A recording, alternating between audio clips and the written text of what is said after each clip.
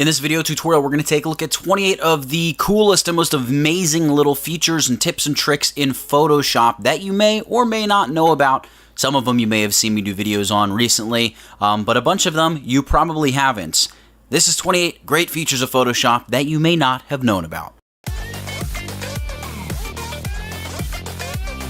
So in an article that I did a few months ago, I outlined 28 great features of Photoshop that I thought you should know. That's right, 28 great features, and that's because BuzzFeed doesn't do Photoshop, so I mean, someone has to. So 28 great features of Photoshop. Let's get started. Here, the first thing is going to be quickly whiten teeth. We're going to do this, and probably the simplest, most realistic way is not to just bleach teeth perfectly white, but rather to use a vibrance adjustment layer. I like to reduce the vibrance to about -60. I got -58, whatever. Select the mask, hit Command or Control I to flip and fill the mask with black. Then you grab the brush tool, and I like to set the opacity of the brush tool to about 50% or so. I'm painting with the color white, and I'm just going to paint over her teeth. I'm actually going to make my brush a little bit smaller there, and paint over the teeth. Now, what this is going to do is it's going to just neutralize enough of that color to give a nice, realistic white. See, there's before, there's after. Looks white, but not bleached white, and that's important.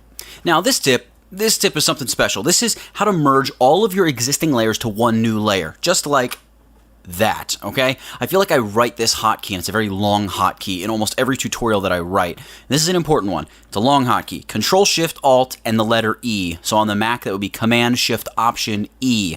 You just have a layer selected, boom, you hit the hotkey, you save all of your layers, but you have everything merged to a nice new layer up here.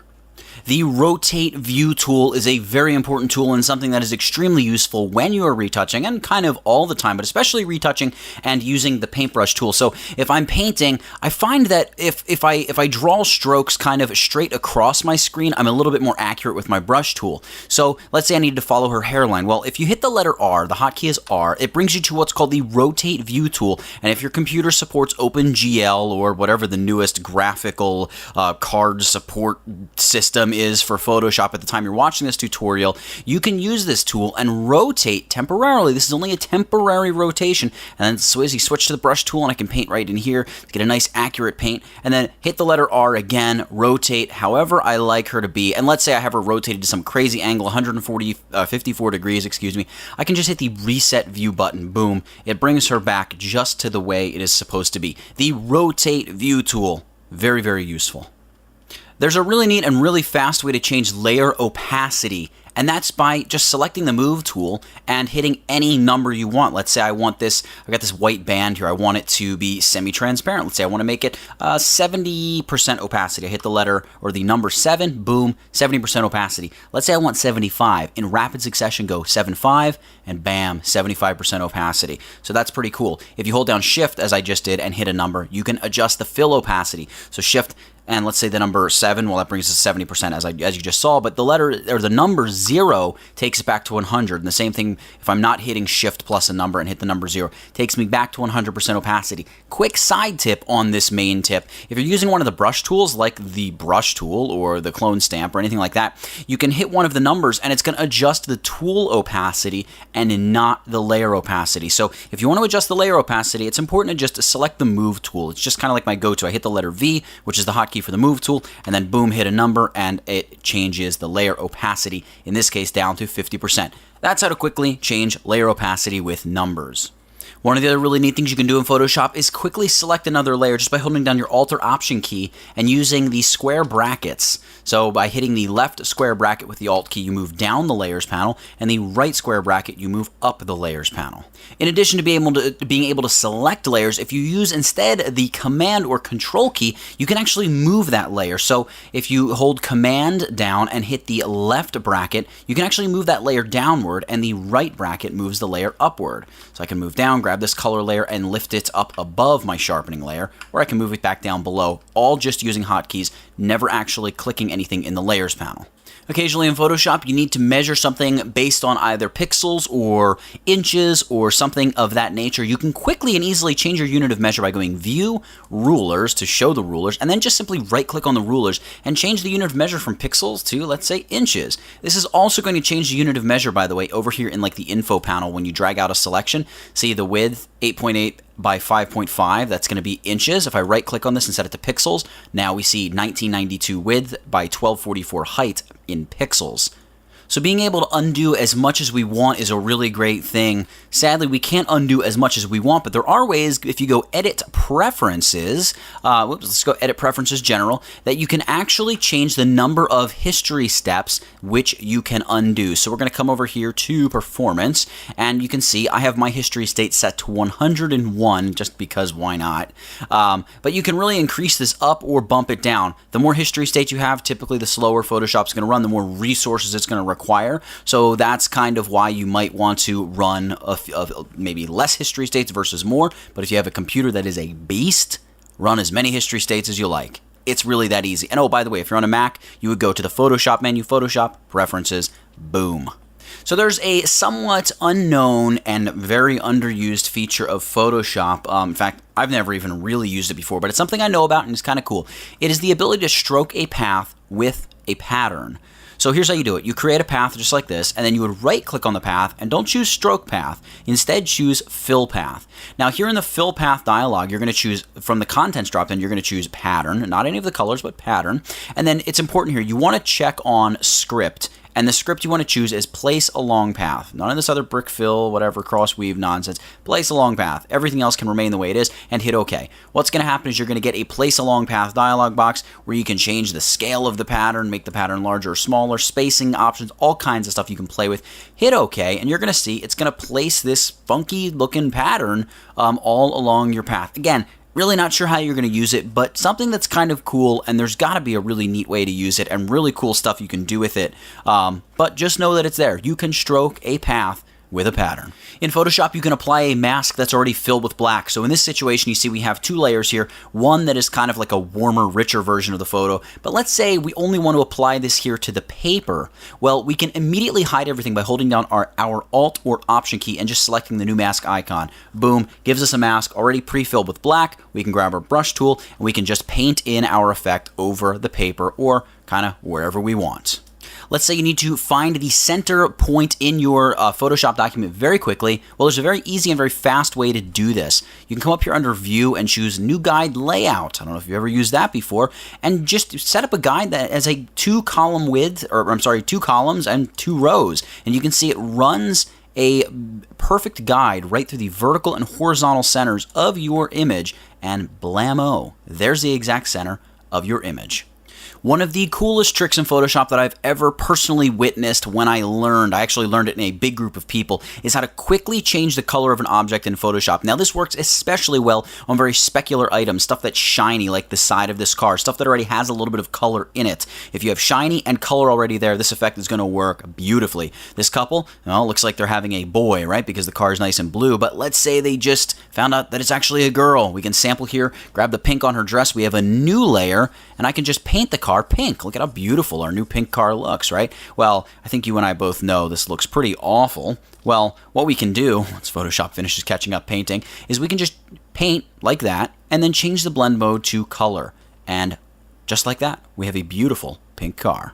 So if you're using Photoshop and you don't use the Quick Mask Selection tool, I think you're really missing out. That is, if you're creating any kind of selections with any sort of regularity. Quick Mask is located right here. Now, before you start using it, quick thing that I think you should do, double click on the icon to bring up the Quick Mask options, and the default is color indicates masked areas. I think you should set it to color indicates selected areas, and here's why.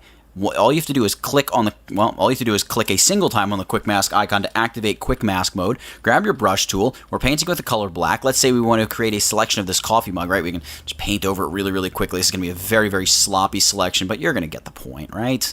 Once I have this all painted in, now if I hit the letter Q, which takes me out of Quick Mask mode, and by the way, Q also puts you into Quick Mask mode. You know, before I get out of Quick Mask mode, see how I'm painting with the color black? If I hit the letter X and paint with white, I can like clean this selection up here because I'm actually going to paint away some of my Quick Mask selection right here in the handle, right? Clean up some of that junk. Make that a little bit nicer around the edges there. We're not going to be too perfect. Now, if I just hit the letter Q, it's going to load exactly where I painted as a selection. I can hit Command-Control-J now, pop the coffee mug up onto its own layer. It's a crappy selection, granted, but it's a very rough selection. We did it in literally seconds. Quick Mask Mode.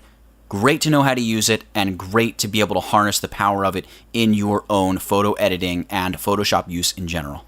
So out of the roughly 10,000 different ways to create a black and white image in Photoshop, one of my favorite ways is right up here under Image Adjustments Channel Mixer. And actually, you can make this even better if you use a Channel Mixer adjustment layer. But we go Channel Mixer, and you can tick on Monochrome, and it actually gives you a black and white. You can then play around with your color channels. Typically with a black and white, it's a good idea to try to keep your total number as close to 100% as possible. If you go too low, you're going to just start dropping tones, and if you go too high, you're just going to blow tones out.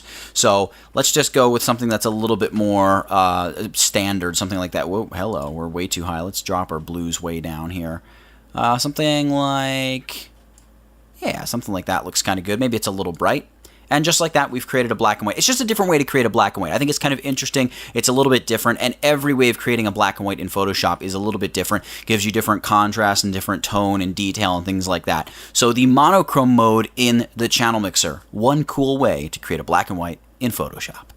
There's a super easy and super quick hotkey to change the color of text and even change the color of fill color layers, and this even works for shapes. So like I draw out a shape like this, we can do the same thing with these kind of shapes. I'm not going to do that for this tutorial, but just know that this exact technique works there as well. Let's say we got relaxing day in bed written right up here. We've got our swatches panel. We want to change the color of that maybe to this really spring green color. I select that, set it as my foreground color, and hit Alt Backspace on the PC. That would be Option Delete on the Mac, and we can fill that layer, or that text in this case, with that color. We can also just select our solid color adjustment layer and apply it to that as well, just using the same hotkey, Alt Backspace. That would be Option Delete on the Mac. And we've totally changed the way this image looks, I think for the worse, so I'm actually going to undo that. But that's a really cool, very speedy hotkey that you can use to change the color of blocks of type without having to, highlight the whole thing and then change the color up here or whatever. Just set the color as set the color as your foreground color, and then use the Alt Backspace or Option Delete hotkey.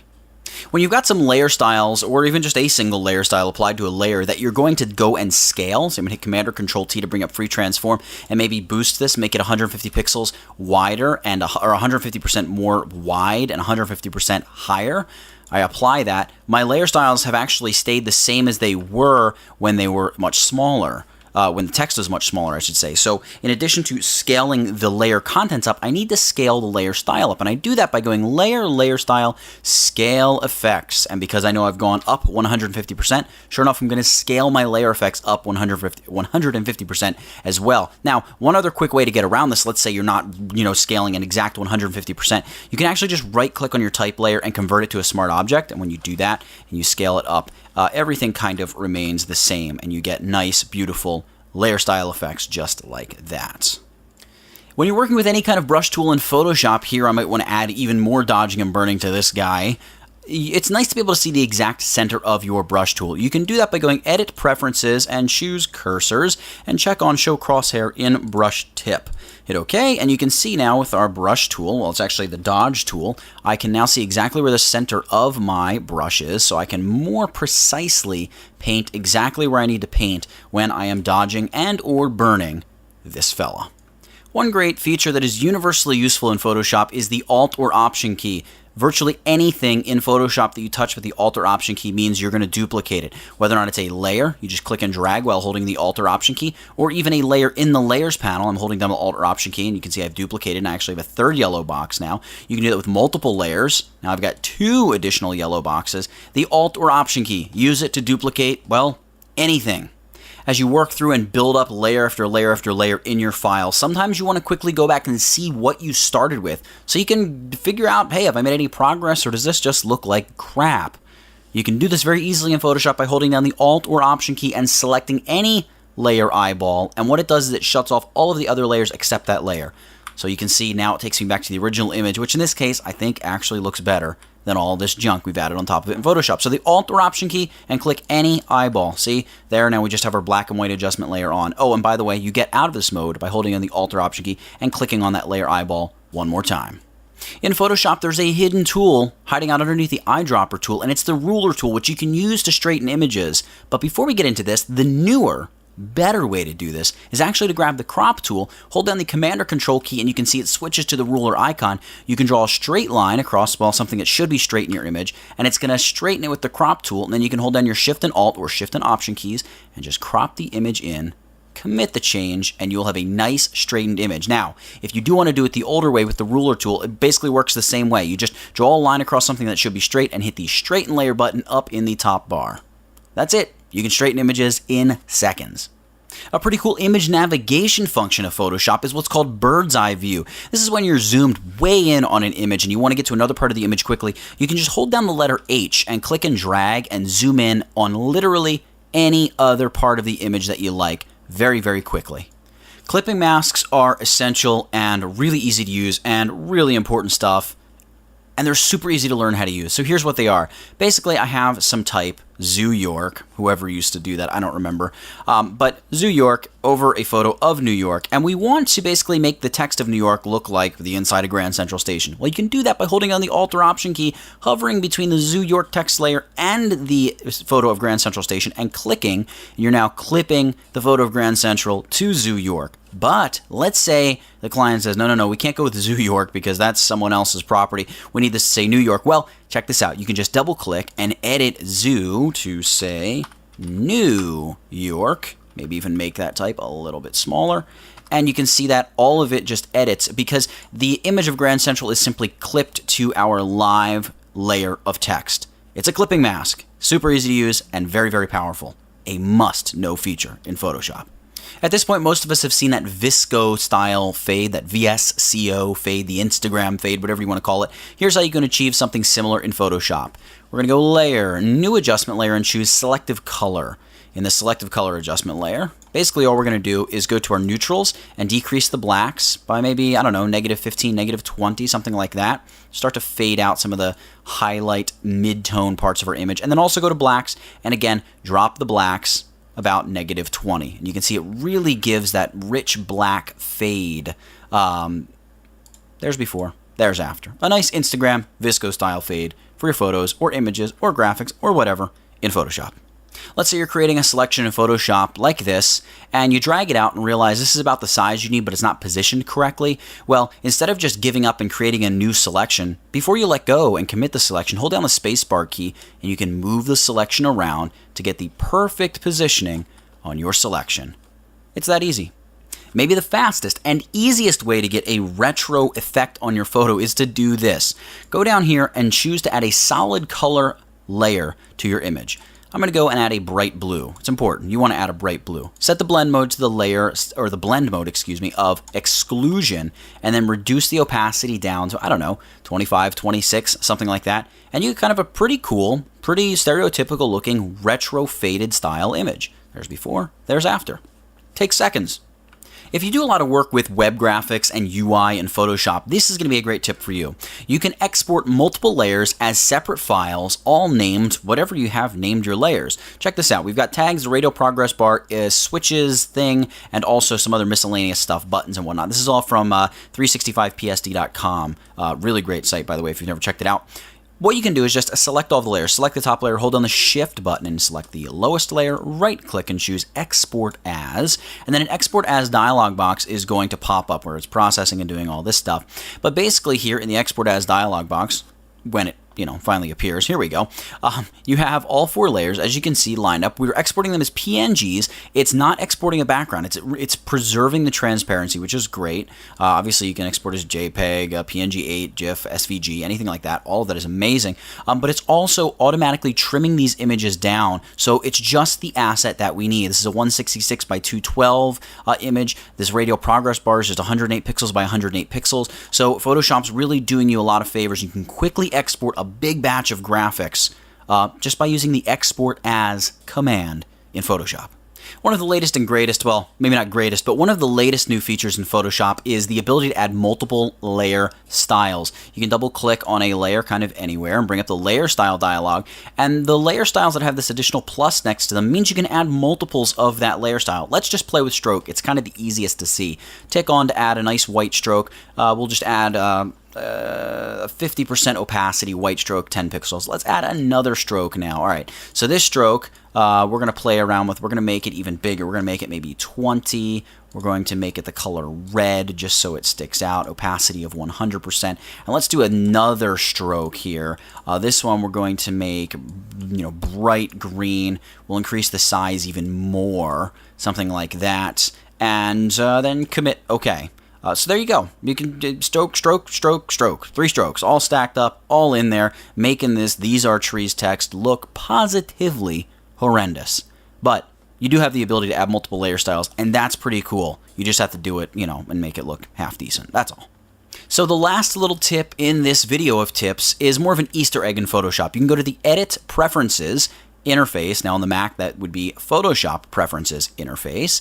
And you can do something here when you're choosing a color theme by holding down Command or Control-Shift-Alt. So that'd be Control-Shift-Alt and click on the PC, or Command-Shift-Option click on the Mac, and you get little coffee mugs. Or if you do it again, you get slices of bread to determine the darkness or brightness of your Photoshop UI. I'm going to leave mine at what I like, and that's the not darkest, but not even medium gray setting. And that's it. 28 features and styles and just things you can do with Photoshop that I think are going to help you in Photoshop, that are maybe some hidden things that you can impress friends with, or just generally good tools to have in your toolbox, good paintbrushes to have in your paintbrush holder, if you will. So that's it for this one. Get it? Got it? Good. Nathaniel Dodson, tutvid.com, and I'll catch you in the next video. Hey, wait, stop. Before you click away from this video, I just want to remind you, if you enjoyed the video, go ahead and hit that little like button. It helps this video go up. And going up is what I like. That's what we want to do. If you also have a couple more seconds, go ahead and leave a comment. That's cool too. That's it for this one. If you enjoyed this video, check out either of these 2 videos right here for more of the stuff that I do. This hand is weird. Right there. Thanks, guys.